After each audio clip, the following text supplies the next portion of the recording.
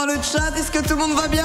Vous m'avez manqué les gars. Everest tu le plies. Bon, en parlant de l'Everest les amis. Les amis. Comme vous avez vu le voir les gars, je suis parti depuis un mois. Vous m'avez manqué mais vous imaginez pas. Vous voulez que je vous dise un truc les gars? Parce que là je me suis reposé, ça fait une semaine, je suis chez moi, je fais que dormir. Les amis, j'ai vécu la pire souffrance mentale de ma vie. Qu'est-ce que je suis bien là avec vous. Je voulais te remercier, ta déter m'a motivé à réaliser... Alors qu'est-ce que tu m'as dit mon frérot? Ta déter m'a motivé à réaliser mon rêve à partir de 19 ans. Je vais me déco de tout le net pendant un an pour réussir ma formation de mécanicien moteur d'avion dans l'armée. Je me serais jamais lancé sans toi. Tristan, t'es un crack. C'est ça qu'on veut les gars, c'est ça. Tristan, t'es un crack. C'était magnifique ce que j'ai fait. Je suis parti pendant 3 semaines, je pense que la plupart d'entre vous, vous l'avez vu, je suis parti en expédition pendant 3 semaines. Du coup, j'avais pas trop mon téléphone et tout. Je suis parti pour mon entraînement avant l'Everest, le dernier. C'était le plus gros défi de ma vie, avant le plus gros défi de ma vie. Je suis parti ce mois-ci, je le savais depuis 7 mois que je devais y aller. Comme quoi le temps passe vite et je suis parti frère. Je suis parti et je reviens en France déboussolé carrément. J'ai perdu 6 kilos. Je suis arrivé mec, tout le monde m'a dit gros wesh, tu t'es en sèche ou quoi? C'est fini la prise de masse? Frérot, j'ai perdu 6 kilos, j'ai morflé ma rage. Je pense que vous avez tous vu mon tweet. Alors attendez, je vous montre au cas où. Frérot, je suis allé monter cette fucking montagne. J'ai pris 3 semaines les amis pour pouvoir monter cette montagne sans oxygène. J'ai pas pris de bouteille d'oxygène, elle est très haute. Je vais pas vous spoil parce que ça sortira dans le documentaire. Il y aura pas de vidéo les amis. Et du coup j'ai tenté l'ascension de cette magnifique montagne. C'était un peu le test. Si j'y arrive ça sent bon, si j'y arrive pas ça va être chaud, ça va être très très chaud. Donc c'est pas le Kilimandjaro les gars.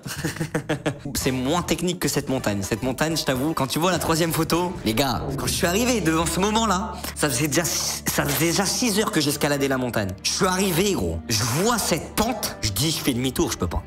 Mec, j'étais au bout de ma vie, je me suis dit mec j'ai pas fait tout ça pour rien, je peux pas arrêter maintenant. Mec j'ai vu ça, j'ai dit c'est bon, c'est fini, je peux pas monter cette colline. Enfin cette colline, je sais pas si ça peut s'appeler cette colline, mais la photo est terrifiante. La photo est terrifiante. Et du coup voilà, j'ai monté ça et j'ai fini comme ça. J'ai fini dans un sale état. Bon là les gars, je me suis fait petit dégradé laser, petite beubare. On est revenu en mode carré, mais on voit que j'ai morflé sa mère, non? Hello Inox, tu as donc obtenu ton permis pour grimper l'Everest. En tout cas, ta détermination est un exemple pour tout le monde. Chacun son Everest. Bravo l'équipe. Merci Hélène, ça fait trop plaisir. Pour monter l'Everest, ouais, c'est sûr que un permis, c'est pas un permis à proprement parler. C'est quand tu vas faire tu vas dire que tu vas monter l'Everest, il faut que tu dises un nombre de montagnes que t'as fait, un nombre d'excursions que t'as fait. Et là, c'était ma dernière grosse excursion. Je vais pas remonter de montagne cette année avant l'Everest normalement. Je vais aller en entraînement encore une dernière fois en février à la montagne, mais ça sera de l'alpinisme pas forcément haut en altitude, ça sera plus technique, tester de la cascade de glace au piolet, c'est chaud aussi tu vois. Mais là c'était le dernier truc entraînement pur et dur. Là j'ai fait GR20 montagne. Bah, en vrai en un an les gars si on compte, mec c'est une dinguerie. Je vous dis ça parce que là c'était le dernier entraînement hard. J'ai fait le Mont Blanc, j'ai fait le Cervin, j'ai fait le GR20, j'ai fait la Donde du Géant, l'arête des papillons, j'ai fait plein d'arêtes dans les Alpes, j'ai fait des faces d'escalade tranquilles aussi vers Chamonix. Je suis allé faire cette montagne et quand j'ai fait cette montagne là pendant mes 3 semaines, j'en ai fait une autre dans les 6000 mètres, un peu moins que la dernière que j'ai fait, mais je vais pas vous dire non plus tout. J'ai fait une bonne douzaine d'excursions les amis et là c'est terminé en fait. Ça, mec c'est trop bizarre de me dire ça. C'était les derniers instants où je morflais sa mère et là maintenant c'est la prépa physique à la maison et la prochaine étape les amis c'est l'Everest. Vous vous rendez compte ou pas? Vous vous rendez compte ou pas que on s'y approche? Avec moi je m'en rends compte gros, quand je fais tous les trucs comme ça. Quand je l'ai annoncé en février, c'est il y a presque un an. Je pensais pas que j'allais vivre autant de trucs. Et là je me dis les gars, déjà moi je suis trop content parce que vous me suivez à fond dans cette aventure. Chaque fois que je sors une vidéo à propos de ça, des stories et tout, vous êtes tout le temps avec moi, derrière moi, ouais trop bien, tu vas y arriver et tout. Mais là je me dis, on est quoi? On est en novembre, décembre, janvier, février, mars, 5 mois. Il me reste 5 mois ici et après je pars. Je pars 2 mois. Dans 5 mois les amis, je pars 2 mois pour l'aventure. C'est une dinguerie, c'est shit, j'arrive pas à me rendre compte. Je pars 2 mois faire le plus gros défi de ma vie dans 5 mois. C'est vraiment pas loin dans 5 mois. En Sarthe tu vas y arriver frère, on espère. Les gars, j'espère que je vais y arriver, je vais tout donner, vous me connaissez. Je vais me connaître, mec, jusqu'au bout je vais tout donner gros. J'ai envie d'y arriver pour moi, j'ai envie d'y arriver pour tous ceux qui croient en moi, tous ceux qui sont dans le projet à fond avec moi. Frère, j'ai envie d'y arriver. Pourquoi 2 mois? c'est énorme, ouais. Bah, il y a 3 mois de... Enfin, il y a 3 semaines pour aller marcher en bas, pour marcher jusqu'en bas. T'arrives au Népal, tu dois marcher 3 semaines pour t'acclimater, prendre ton temps. Parce que si là, maintenant, je prends ton corps et je le mets en haut de l'Everest, tu meurs. Je te donne pas longtemps. Genre, même moi, hein, tu me prends maintenant, tu me poses là-haut, mec, t'es pas fait pour vivre là-haut. Plus tu restes en haut en altitude, ton cœur, il meurt. À partir de 6900 mètres, environ, ton corps, il commence à se dégrader et tu peux pas vivre. Ça veut dire, tu dois pas rester longtemps entre 6900 et 8900 le sommet, quoi. Donc du coup, tu dois t'acclimater pendant 3 semaines. Donc moi, je vais marcher pendant 3 semaines pour m'habituer mon corps, pour m'habituer à l'altitude. Je vais devoir monter des petits trucs à côté pour m'habituer à l'effort en altitude. Et ensuite, une fois que j'arrive en bas, je vais être au camp de base et je vais devoir faire des allers-retours entre le camp 1, enfin le camp de base qui est à 5000, dans les 5000 mètres. Après, tu dois aller au camp 1. Ensuite, tu dois aller au camp 2. Ensuite, tu dois redescendre au camp de base et faire que des allers-retours. Et ça dure 2 semaines, 2 semaines et demie. Et après, tu dois attendre la fenêtre météo pour monter l'Everest. Parce que dans l'année, t'as que 3, 4, 5 ou 6 jours où tu peux monter l'Everest. En tout cas, pour des mecs comme moi. Sinon, tu peux le faire en hiver ou quoi, mais tes chances sont encore plus moindres. Mais t'as 4, 5, 6, 7 ou 8 jours, ou 1 jour, ou 2 jours, où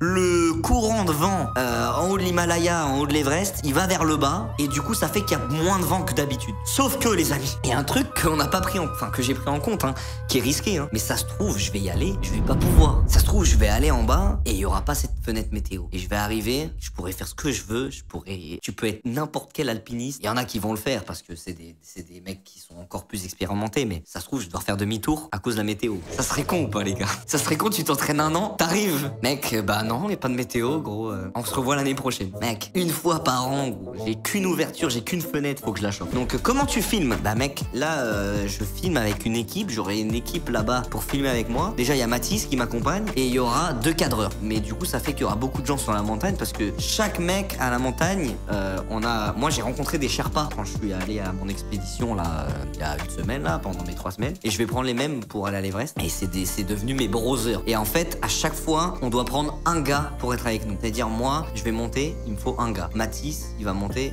il a besoin d'un gars aussi. J'ai des Népalais avec moi qui viennent, qui vont cadrer. Et ces gars-là cadrent, mais ils ont besoin d'un gars aussi. Du coup, on va être une grosse équipe. Si tu peux pas faire l'Everest à cause de la météo, tu es remboursé. Ah non, frérot.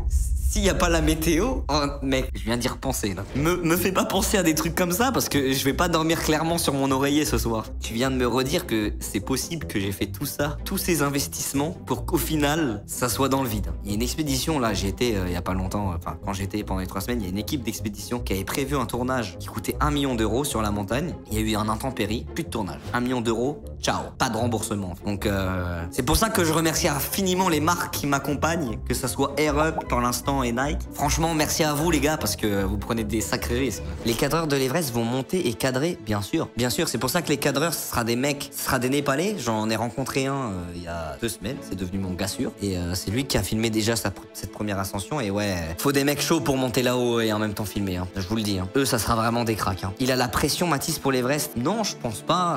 Mathis, de base, il voulait... C'est pas un truc pour lui, faire l'Everest, c'est pas un truc de fou à Mathis parce que c'est un alpiniste, il vient de Cham.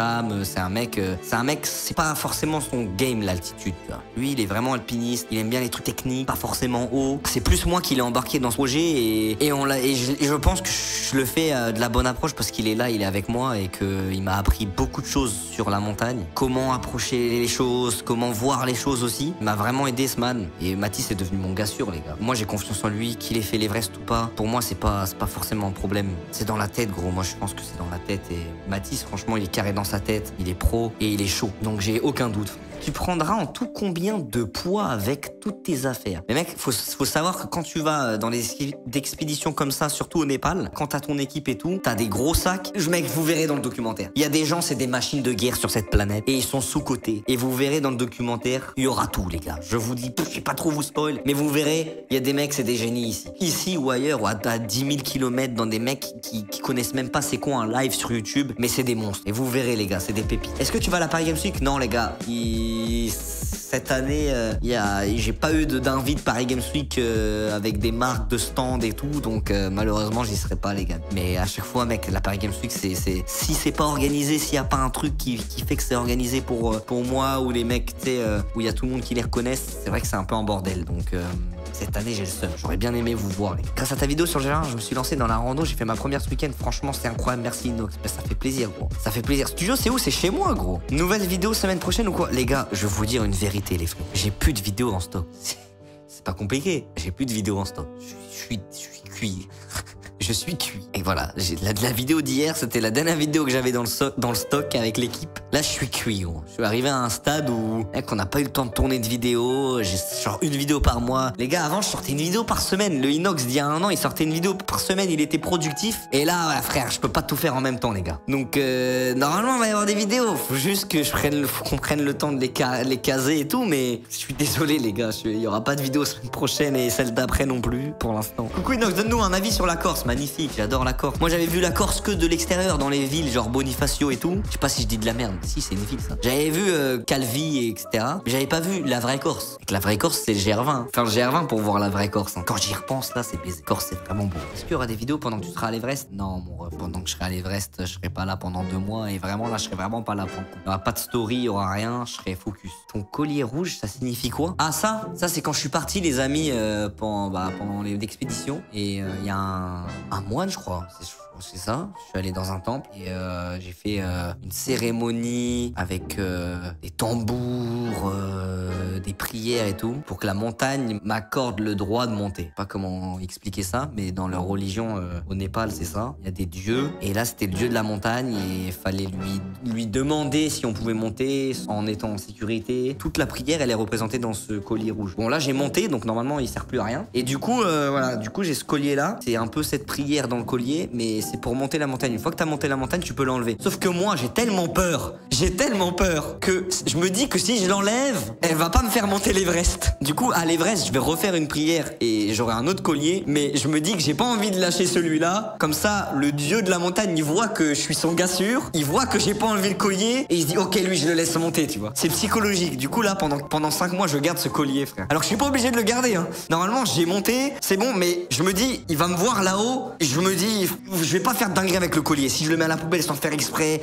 si je le perds, il va se dire ah ouais, lui il me prend pour un con et tout. Je préfère garder le collier, frère. Franchement, mec, ça fait 1 an que je m'entraîne, j'ai pas envie de tout niquer à cause d'un collier rouge, je te le dis. Je te jure que gros, le 2 de la montagne, je garde ce collier. Moi je suis pas trop croyant, mais la cérémonie que le mec il a fait, il y avait un vrai mood, tu vois, il y avait une vraie ambiance. Bah c'est la religion de là-bas et tout, faut respecter et je me suis dit vas-y, je vais faire le truc correctement et du coup ça me fait flipper maintenant. Je garde le collier. Je me chie dessus si je l'enlève, donc je le garde, gros. Que personne m'enlève mon collier, frère. Franchement, les gars, on a vraiment de la chance de vivre comme on vit nous, parce qu'il y a des gens, en gros, leur vie, c'est, mec, ils sont à l'autre bout du monde dans des montagnes et ils récoltent des patates, ils font leur champ et c'est ça leur vie, gros. Juste, ils s'occupent de leur champ et les man, ils vont pas dans d'autres pays, ils ont pas la chance de voyager. Nous, on est vraiment, tu vois, pas comment dire, on fait vraiment, mec, on va dans des centres commerciaux, on sort avec des potes, on va au cinéma. Il y a des gens dans le monde entier, quand tu voyages pas et que tu vois pas, il y a des gens, ils vivent dans une maison, dans une forêt, à l'autre bout de la planète, avec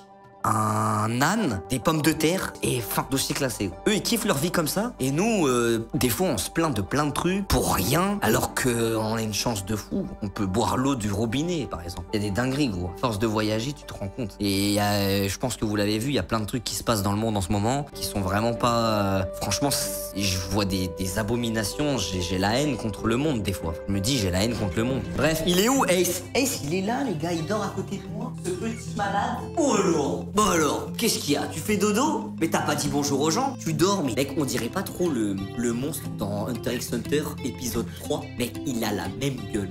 Est-ce que tu feras éventuellement une avant-première de cinéma pour ton documentaire? J'espère, Clément. J'espère, mais je sais pas trop comment faire pour ça. Parce que, d'ailleurs, j'ai une question. Moi, je vais vous poser, je m'en bats les couilles. Je vais poser la question. Les gars, si par exemple, moi, j'ai pas envie de sortir le documentaire dans les cinémas avant, parce que j'ai envie qu'il sorte sur YouTube directement. Mais imagine, je sors le documentaire un samedi et je dis ouais les gars, le documentaire sort samedi 14h30 sur YouTube, mais tous ceux qui veulent, vous pouvez aller au cinéma dès samedi matin voir le documentaire, mais du coup faut payer la place. Tu peux aller dans le cinéma de ta ville voir le docu au mieux d'aller le voir sur YouTube, il faut payer la place, mais tu peux aussi le voir gratuitement sur YouTube. Est-ce que c'est bizarre ou c'est pas bizarre? Moi je me dis, ceux qui veulent aller le voir au cinéma et payer pour soutenir le truc, et bah ils y vont. Ceux qui ont pas forcément les moyens et qui veulent pas, bah ils vont le voir sur YouTube. Est-ce que c'est bien ou c'est claquer sa mère? Non, oui, non, c'est mieux ciné, personne va payer, ça sert à rien. Non, mais moi je me dis ça parce que pour avoir l'immersion et tout dans une salle de cinéma, c'est baisé. Mais je me dis, est-ce que si c'est gratuit sur YouTube, est-ce que les gens ils vont aller au cinéma, tu vois? Je me dis, franchement, je sais pas si c'est rentable pour toi. Ouais, je sais pas, tu vois, je sais pas. En fait, je suis en train de, je me pose des questions, on sait jamais, donc je demande. C'est bien ça, c'est bien le ciné, c'est grand. En vrai, moi je trouve que c'est stylé ciné. Cinéma, c'est rentable. Ouais, je sais pas si c'est rentable. En fait, je pense que ce qu'il faut faire, c'est limite faire une précommande où tu peux précommander ton billet et il y a des places limitées dans les cinémas et ceux qui veulent aller, ils vont. Ceux qui veulent regarder sur YouTube, ils regardent sur YouTube, quoi. Mais je pense, donc je vais y réfléchir. Si vous voulez qu'il y ait un truc dans les cinémas, je vais y réfléchir parce que je trouve que c'est baisé quand même. Je trouve que c'est pas mal. C'est bien, top pour l'immersive. Top du top. Bon les amis, c'était un petit live, voilà. Petit live papote, ça m'a fait du bien de vous revoir. Merci pour tous vos messages aussi de soutien pour le projet de l'Everest, encore une fois, mon expédition, comment ça s'est passé et tout. Voilà, vous êtes des cracks. Et qu'est-ce que vous voulez que je vous dise? Maintenant, je vous dis quoi? Je vous dis rendez-vous vendredi prochain pour la saison 3 de Fortnite, où j'aurai une grosse annonce à vous faire. Donc soyez au rendez-vous pour le live de Fortnite du chapitre 1. Profitez des vacances les frérots, prenez soin de vous. Merci pour tous vos messages, vous êtes des cracks. Merci à ceux qui mettent des pouces bleus, qui s'abonnent, qui mettent la cloche, on est en bleu sang. Allez, ciao l'équipe, prenez soin de vous, bonnes vacances.